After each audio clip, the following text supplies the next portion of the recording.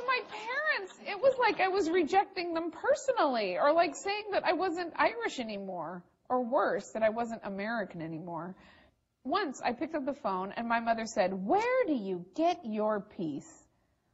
And I repressed the urge to be sarcastic. I said, "Well, I guess I do have less peace. I mean, I don't think everything works out for the best, or there's some big grand plan. I don't think everything happens for a reason other than a tangible, actual reason. And the sad things in life, well, they seem even sadder. But I don't know, I guess I just learned how to live with it." And my mother said, "Oh, Julie, I just want you to be happy. Aren't you just depressed all the time?" And I said, "No, it's kind of turned out to be the opposite for me. The smallest things in life just seem astounding to me now. I'll look at a bridge and I'll think, hey, we figured out how to make that bridge. Look at all the knowledge that we've accumulated." Or like I used to think, there are no coincidences. And now I think, there are coincidences. Wow, coincidences. I mean, Mom, if this is all there is, everything means more, not less, right? Eventually, my dad called me and he said, "Listen, it's all right. I disagree with you, but I am proud of you for saying what you really think, even though I think Satan might be prowling the world for the ruin of your soul." He said, "Oh, maybe he's just sauntering." And he said, "Lurking." And I said, "Meandering?" And he said, "But with a sinister intent." I said, "Oh, Dad, now I need to tell you and Mom something truly important. Can you get Mom on the other line?" And my mother got on and said, "Now what? I'm afraid." And I said, "Mom and Dad, I'm about to have a baby."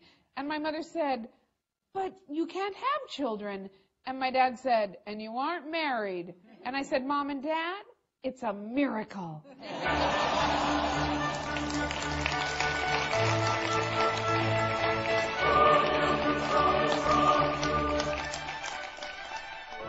I adopted a little girl from China. Her name was Mulan. Lots and lots of people told me how she was destined to be my daughter by the universe and how God had planned our union. But frankly, it's a lot more meaningful to me that out of all the kids who just as easily could have been mine, it's us who ended up together. Here she is in the vastness of all space and time, my kid. Mulan just so happens to be beautiful. After one party where people were just fawning all over her, as we drove home, I said, well, you're very pretty. You're not going to have to develop a personality like your mother had to."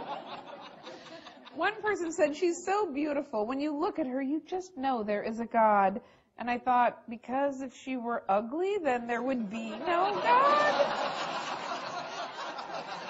Of course, my parents were immediately in the thrall of Mulan, and having her allowed us all to have this whole other wonderful relationship together.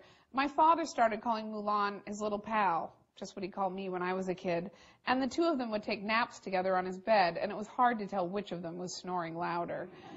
My father was ill. He had emphysema, and as the doctors predicted, it was getting worse and worse. He also had heart problems and diabetes. A lifetime of smoking and drinking were finally exacting their price. At the same time, although admittedly not on the same level of concern, my cat Rita was also very ill.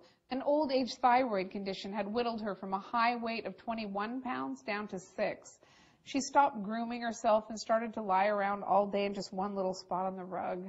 It was like she was an old lady in a stained housecoat with curlers in her hair saying, "I don't give a shit how I look anymore." It's like, oh, God. My father got weaker and weaker, and eventually he had to be on oxygen 24 hours a day at the highest potency. Mulan and I started to fly up to Spokane every single month to see him. Soon, he couldn't leave the condo at all, and his whole world became about listening to his old Bob and Ray tapes, listening to NPR, and watching reruns of As Time Goes By on PBS. It was hard to tell if it was truly near the end or not. In fact, we had been expecting my dad to be going at any time for years and years. The doctors had predicted that my father could not possibly live past 50, and here he was, 74.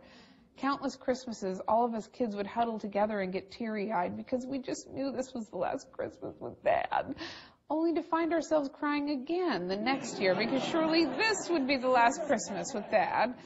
and we adored him. Finally, a couple of weeks after one visit, my mother called to say that my father was unconscious.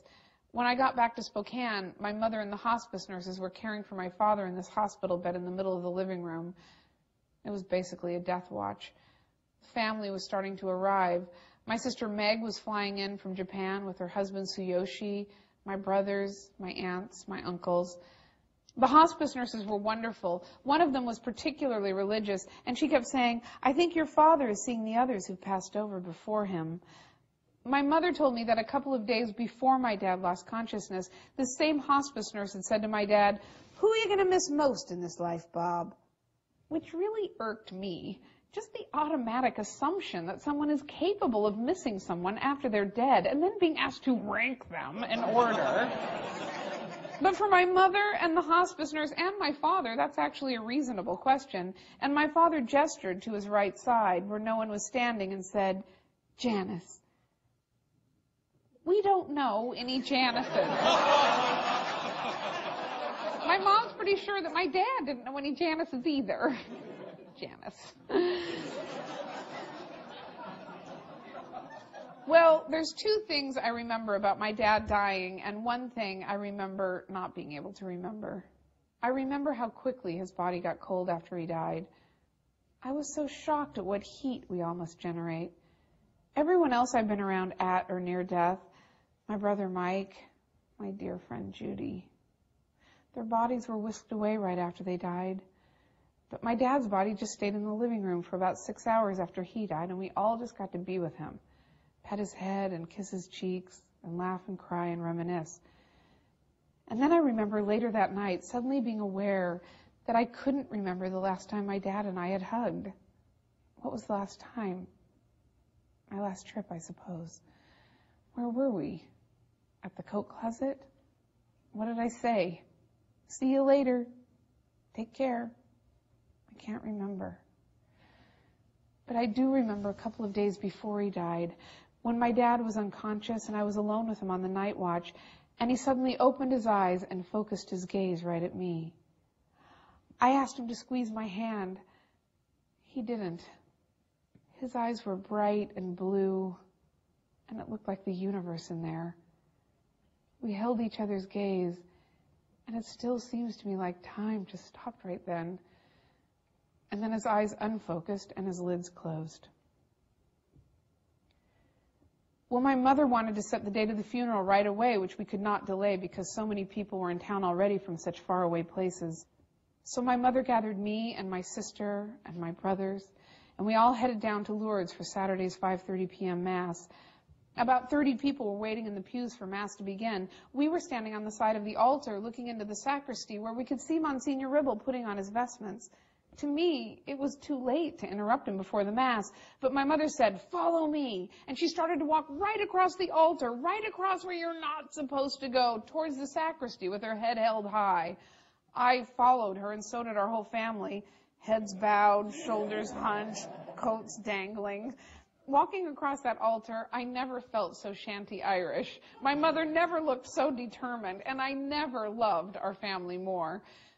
Monsignor Ribble was very sad about the news of my father's death and did not in any way seem to be upset that we'd all just descended on him right before Mass.